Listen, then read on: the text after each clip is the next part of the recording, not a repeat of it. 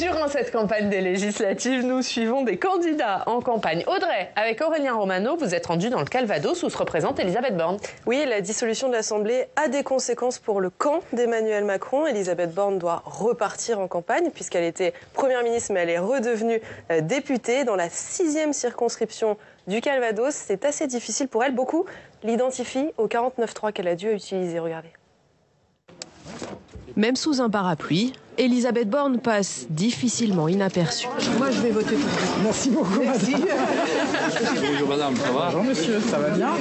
Sur ce marché du Calvados, au milieu des produits locaux, l'accueil est plutôt bienveillant. Un basique de la cuisine normande, la crème, on peut le dire. Exactement. Et la torgoule également. Ouais. Des trucs légers, là. Mais l'ancienne première ministre, redevenue députée, incarne la politique d'Emmanuel Macron et forcément, certains l'interpellent. Pourquoi vous ne passez pas un 49.3 pour obliger Total à payer ses impôts sur ses bénéfices en France? Comment le 49.3, vous le passez avec des gens comme nous et pourquoi vous ne le passez pas avec des gens comme eux? Elisabeth Borne assume son bilan et n'hésite pas à tacler au passage Jordan Bardella, qui affirme ne pas vouloir gouverner en cas de majorité relative. Il y a 63 textes et j'y crois profondément, sur lequel j'ai été construire des majorités avec des gens qui ne pensent pas comme nous. Moi, j'assume d'avoir au mieux, dans un contexte de majorité relative qui manifestement fait peur à tout le monde, puisque je vous dis, M. Bardella, il dit « Ah, moi, s'il y a une majorité relative, j'y vais pas. » Ben, qui est-ce qui y va? Il faut bien qu'il y ait des gens pour gouverner dans le pays. C'est pas facile, la majorité relative. Elisabeth Borne met aussi en avant les emplois créés depuis 7 ans. Mais dans la 6e circonscription du Calvados, territoire rural et désindustrialisé, le sentiment de déclassement est très important. Et ils sont nombreux à tenir Emmanuel Macron pour responsable. Il y en a marre, il y en a vraiment marre là. On travaille, si c'est les fins de mois sont difficiles, c'est toujours une augmentation, c'est toujours ceci, c'est toujours cela. Ils pensent beaucoup à ceux qui ont de l'argent, qui sont vraiment dans le haut. Et ceux qui travaillent, ils pensent pas à nous. Bonjour madame. Une colère que tente de capter Noé Gauchard avec la bannière du nouveau Front populaire. Notre programme, la retraite à 60 ans, la hausse des salaires.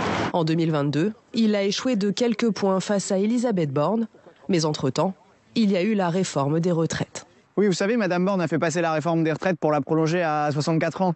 Évidemment, celle qui a porté la retraite à 64 ans et qui est quand même allée dans l'hémicycle de l'Assemblée nationale prononcer le 49.3 pour la faire adopter in fine, c'est bien Elisabeth Borne, celle qui se prétend députée ici aujourd'hui. Donc voilà, évidemment qu'on va insister sur ce sujet.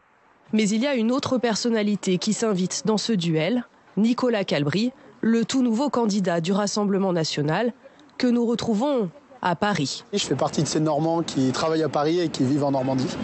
Malgré la campagne express, il n'est en circonscription que le week-end et mise sur le sentiment de rejet autour d'Elisabeth Borne. Et Madame Borne est très identifiée, elle est identifiée à l'échec de la Macronie, à la brutalité de comment elle a gouverné pendant 18 ou 20 mois.